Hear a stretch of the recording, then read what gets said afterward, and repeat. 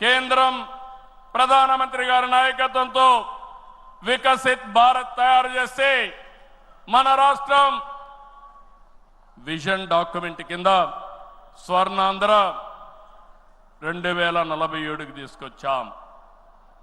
మీరు ఒకసారి చూస్తే 2.4 ట్రిలియన్ యుఎస్ ఎకానమీ ధ్యేయంగా పెట్టుకుని ప్రతి ఒక్కరి ఆదాయం 55 లక్షల రూపాయలు ఉండేట్టుగా దాని కార్యక్రమం రూపకల్పన చేశాం.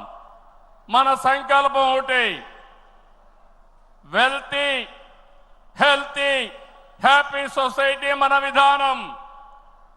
అందరికీ జీవన ప్రమాణాలు పెరగాలి, జీరో పావర్టీ మన సిద్ధాంతం. 2047కి జీరో పావర్టీ సాధించి దేశానికి ఒక దిశ నిర్దేశిస్తామని చెప్పి నేను మీకు తెలియజేస్తున్నా. ఆ తర్వాత P4 ద్వారా ఆర్థిక అసమానతలు తగ్గించే విధానానికి శ్రీకారం చుడతాం. దానికి కూడా ఈ కడప మహానాడులో చర్చ చేసి ముందుకు తీసుకుపోతాం. అందరూ ఆర్థిక అసమానతలు తగ్గించి ఆరోగ్యంగా ఆనందంగా ఉండడం మన విధానం అని చెప్పి కూడా నేను మీకు తెలియజేస్తున్నా.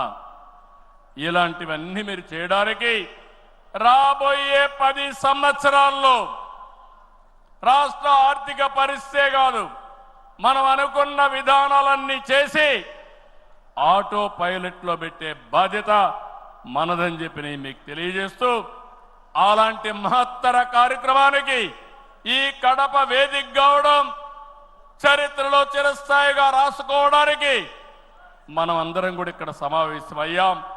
దీని ద్వారా ప్రపంచంలోనే తెలుగు జాతి నెంబర్ 1గా ఉండేట్టుగా చేసే బాధ్యత మన అందరిది అని చెప్పి మరొకసారి విజ్ఞప్తి చేస్తున్నా. ఇవన్నీ చేసుకుంటూనే మీరు ఒక్కసారి చరిత్ర కూడా ఒకసారి చూస్తే కొన్ని కీలక అంశాలపై అందరికీ అవగాహన ఉండాలి. రాజకీయ అవినీతిని ప్రజలు పట్టించుకోరని అపోహలున్నాయి, కానీ ఇది నిజం కాదు. అందుకే అవినీతిపై టీడీపీ ఎల్లప్పుడూ పోరాడుతూనే ఉంటుంది. పోరాడాం, మళ్ళీ పోరాడుతూనే ఉంటాం. 4 దశాబ్దాల ప్రయాణంలో అవినీతి పైన రాజీ లేని పోరాటం చేసిన ఏకైక పార్టీ తెలుగుదేశం పార్టీ. ఉమ్మడి రాష్ట్రంలో మీరు ఒకసారి చూస్తే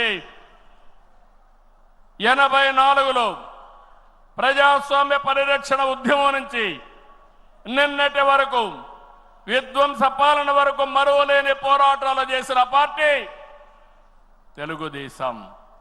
ఉమ్మడి రాష్ట్రంలో రాజ్ ఆఫ్ కరప్షన్ అనే పేరుతో లక్షల కోట్ల అవినీతిపై తెలుగుదేశం పోరాటం నిజమని సిబిఐ వంటి దర్యాప్తు సంస్థలు ఆ తర్వాత తేల్చే పరిస్థితికి వచ్చారు. అది మన క్రెడిబిలిటీ. మనం ఎప్పుడు కూడా ఆరోపణలు చేయం, వాస్తవాల్ని దృష్టిలో పెట్టుకుని ఎవరు ఎక్కడ అవినీతి చేసినా చివరి వరకు పోరాడిన ఏకైక పార్టీ తెలుగుదేశం పార్టీ. హైదరాబాద్లో ఔటర్ రింగ్ రోడ్డు కానీ, వ్యాన్పిక్ సిటీ కానీ, హిందూకి ఇచ్చిన భూములు కానీ, లేపాక్షి భూములు కానీ, ఇలాంటివన్నిటిపైన మనం పోరాడాం. దాని పర్యవసానం తర్వాత ఇన్వెస్టిగేషన్ ఏజెన్సీ అన్ని ఒప్పుకునే పరిస్థితికి వచ్చారు.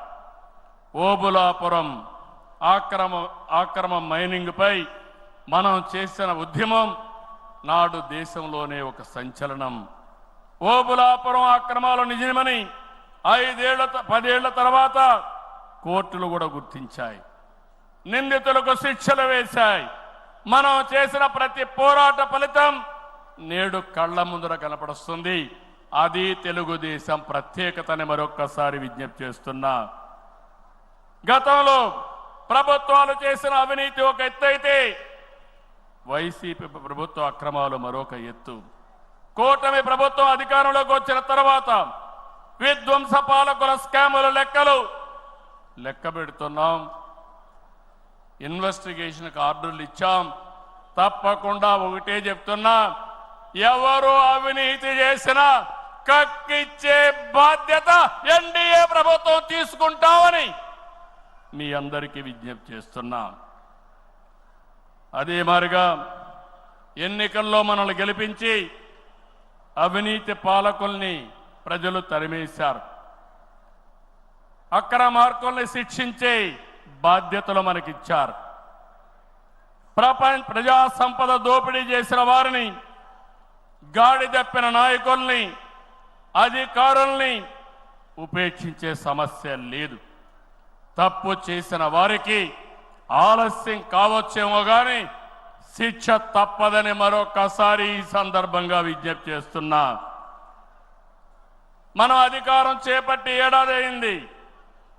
ఏడాది కింద రాష్ట్రంలో సంక్షోభం, ఉద్యమ స్ఫూర్తితో, అద్భుత చైతన్యంతో ప్రజలు పట్టం కట్టారు. ప్రజలు ఇచ్చిన అధికారాన్ని బాధ్యతగా స్వీకరించాం. ప్రతిరోజు ప్రతి గంట ప్రజల కోసమే పనిచేస్తున్నాం. ఒక మంచి ఆలోచనలు మీ అందరితో కలిసి ఈరోజు ఈ కార్యక్రమానికి శ్రీకారం చుట్టాం. అనుభవంతో, ఆలోచనతో, కేంద్ర సహకారంతో కూటమి ప్రభుత్వం బీజేపీ జనసేన సమన్వయంతో